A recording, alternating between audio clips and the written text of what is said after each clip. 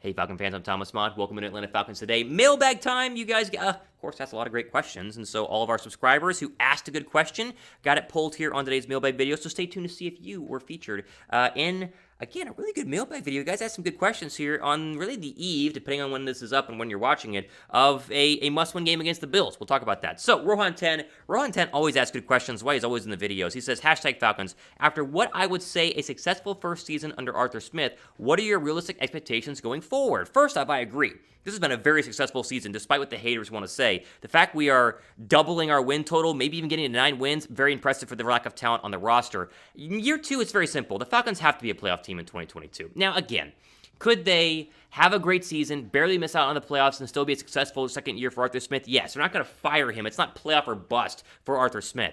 But really, this team needs to go to the playoffs. It's been so long since they were relevant, so long since they were competitive, so long since they were actually in the postseason, and they should have a good enough offseason to rebuild the roster enough to go to the playoffs. Unless they blow it all up and get rid of Matt Ryan and get rid of Grady Jarrett and draft a first rounder in the draft, then you don't have to win that time. But if they keep Matt Ryan and they retool the offensive line and retool the defensive line and get some free agents and good draft picks, they should be able to go to the postseason. So expectations are high. I'm not going to say they win the Super Bowl in year 2. That's kind of year 3 or 4 if you really want to get into the weeds of these things. But I will agree with your first statement that this has been a very successful year. And if you're upset about how this year has gone, look back to the past couple years where we had no hope. At least we have a future in Atlanta under Arthur Smith.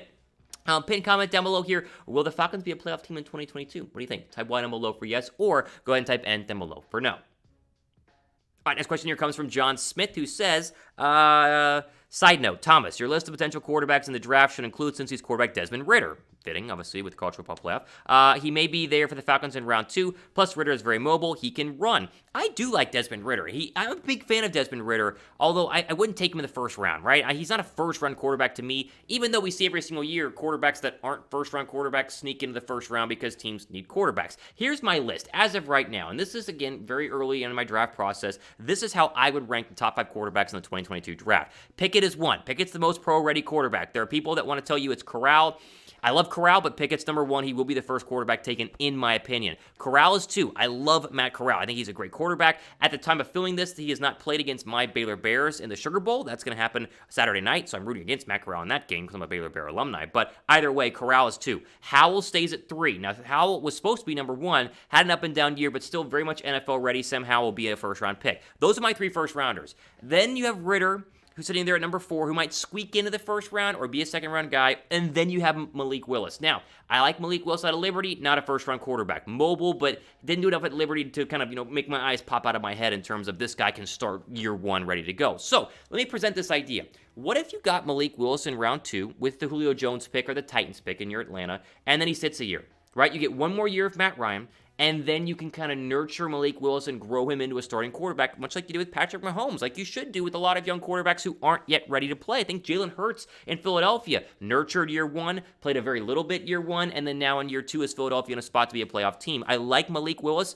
as a quarterback. I don't love him in the first round. I don't love a lot of these quarterbacks, but I think that Willis or Ridder in round 2 as a future guy, not a year 1 starter, could be a very interesting idea for the Falcons going forward. The way you keep Ryan and have a quarterback to draft later on. Who is your favorite quarterback in the draft, right? Because I would say Pickett and Corral are 1 and 2. Give me your favorite quarterback in this year's draft down below right now in the comment section. Curious what Falcon fans are thinking about quarterback going forward. James Manning says we need to trade Matt Ryan, then put together a package to go get Deshaun Watson. Oh, gosh.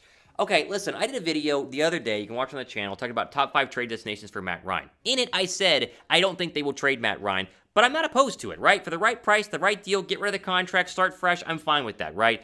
You don't do it for Deshaun Watson. Deshaun Watson, to me, is the ultimate no-no. Like, you don't put your hands in that cookie jar. There's just so many issues off the football field, all the allegations, all the different, whether they're true or not, right? If they're not true, you still have to clean up all the allegations. If it is true, then you have a guy who, again, just to kind of, put a little small pot over it, like, it has a lot of issues, right? And obviously it digs a lot deeper than that, and it's horrible, all the allegations that are out there. But I just wouldn't touch Deshaun Watson with a 10-foot pole. I would not do it. And the fact that the Dolphins were close to doing it, to me, says, great, you guys go ahead. I'd rather get somebody with zero issues off the football field, whether that's keeping Matt Ryan, trading for somebody else, Russell Wilson, for instance, or going in the draft and getting somebody in the NFL draft. I'm out on Watson, guys. I really am. I don't care what happens with his future. I hope he plays in the future. I hope he's innocent, honestly. I just wouldn't touch Deshaun Watson with a 10-foot pole. Quickly, before we get into Caleb's question here, shout out to our friends with the Falcons t-shirt and hat combo for $40 right now. Great deal for those of you guys who got money for Christmas, like I did. Young people like money for Christmas. I want to spend on some Falcons gear. Chatsports.com/Falcons combo / is the link that you need. It'll be down below in our description box. Go there and then pick out your size and get that hat and t-shirt combo to rep the Atlanta Falcons into the offseason and beyond, because t-shirts last a while, and so you obviously can go out for the end of this year and then use it for 2022 as well. Again, chatsports.com / Falcons combo. The link is down below me right now. Caleb D says, guys, we win out and we are probably in the playoffs. Okay, true. San Francisco could easily lose the next two. Maybe. Minnesota will lose against Green Bay. Yes. Philadelphia has 2 divisional games. They could lose both. Maybe. This is great. We get a playoff-type game in Buffalo. Beat them, then beat our rival New Orleans, and get in and possibly take TB in round 1 with TB's injuries. Chris Godwin killed us last game. You're very confident here.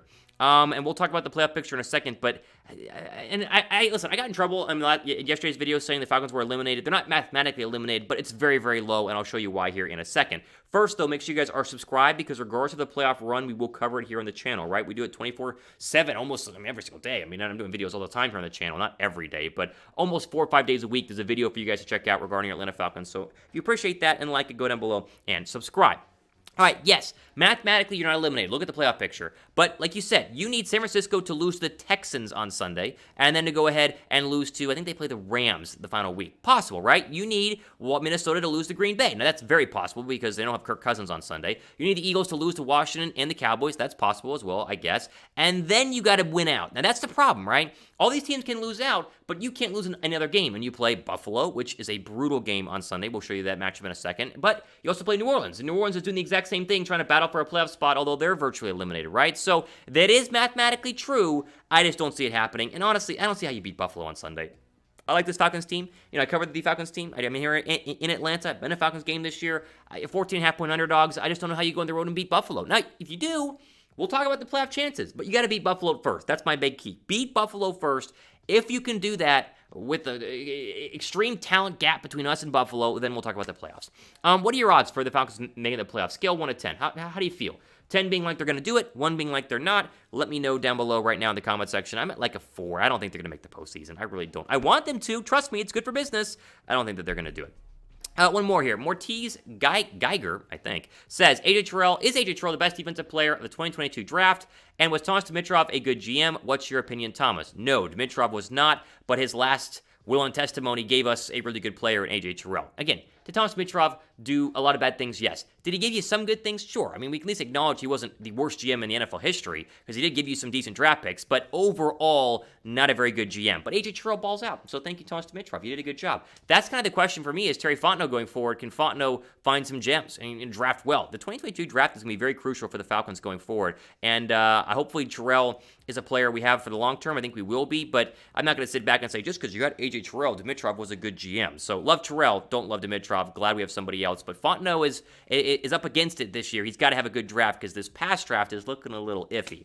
All right, ultimately today on our Atlanta Falcons mailbag video, here's the deal. If you want to be a part of next week's mailbag video, go down below, use the hashtag Falcons, ask any Falcon-related question you want. If you're a subscriber and the question's good, as these were, you'll get pulled and put in next week's mailbag video, so of course go down below and ask. Use the hashtag Falcons and be a subscriber as well, because of course subscribers are the ones that can only be pulled for our videos. That's what we do here on the channel.